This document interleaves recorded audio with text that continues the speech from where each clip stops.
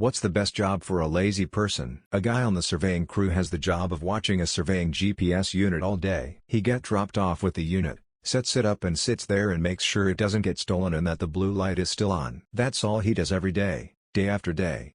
He thinks his job is the greatest thing ever. System admin, I hate my life. I've automated 85% of my job. I'd be shocked if I worked more than 4 hours on average week. It sounds great, but fuck, it's boring sitting here surfing tomorrow's Reddit today. I worked as a security guard for a trucking company on the weekends. The rest of the company conveniently didn't work weekends, so I had the whole place to myself. I worked 12-hour days and walked around a small wing of the property every hour and documented anything that was out of the ordinary. Almost nothing was ever out of the ordinary. Other than that, I didn't do anything. It was actually really boring because the guardhouse was outside of the Wi-Fi area, so blew through my phone data really fast. To cure the boredom and ease my phone bill, I bought a portable DVD player and watched every DVD I had. The person that sit on a chair in the museum.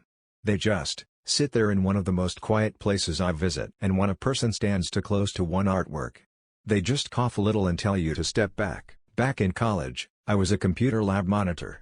I just had to sit in the lab, and once every hour count the number of people there. If I was opening or closing the lab, there was about 15 minutes of work for that, but otherwise I could just surf the web or do my homework. Security guard. Source: been on Reddit the whole shift. I'm a backstage doorman at a Broadway theater. I sit around watching Netflix and Hulu and all that shit all day.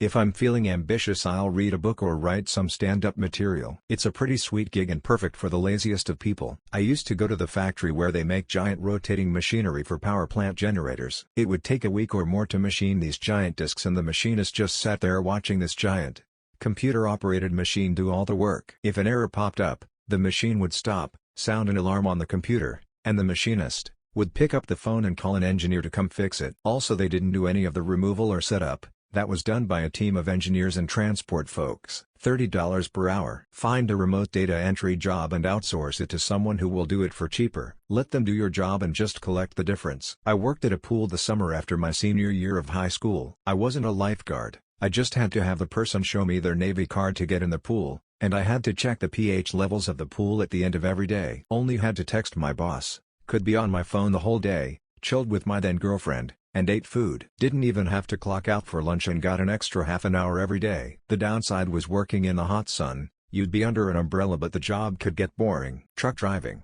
And not in a bad way. I drove a semi for a few years after the military, and it is by far the best job for low-energy introverts. You get paid to do nothing other than stare out a window and listen to music/podcast/radio. You have to get out every now and then for work, but you won't be doing any back-breaking work, and it won't be longer than 10 to 15 minutes at most. Best job if you like to be alone and not really have to do anything.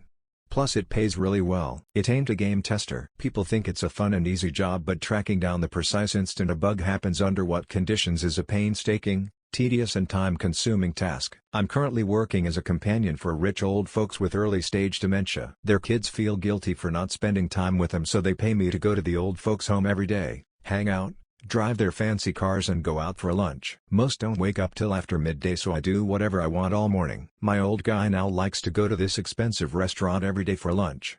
Full-on 3-course with a bottle of wine. Which, to be honest, has become a bit much for me. Every few days I send the kids a happy smiley picture of the old timer having a good time, and they get the warm fuzzes. I'll drive the Jaguar Rolls, get them a paper, but don't do any personal care at all. It's a sweet gig. In college, I was the substitute proctor for a standardized test company. They would hold practice exams, and I would just say start, set an alarm, and say end when it was done. That was basically it. Didn't have to look for people cheating, because if you're paying $1,000 to take a class and you cheat on the practice exam, then that's on you. Easiest beer money in the world, and I got to do work or read during it. I lucked out massively at university. I responded to an ad to build an alumni website that had a few unique features. During the interview they asked how I would build a specific feature, and I basically said, I'm not sure, I'd have to do some research. Apparently every other candidate had arrogantly said they could do it easily, and it rubbed up the interviewers the wrong way. I literally got the job because I said I wasn't sure. It was amazing money for a broke student. An hourly contract rate way higher than my previous bar and retail work.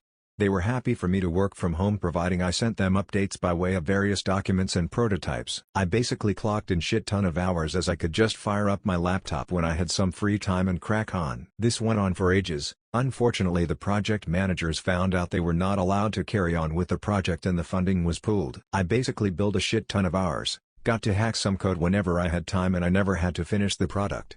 It was easily the cushiest gig I've ever had, and absolute gold as a student.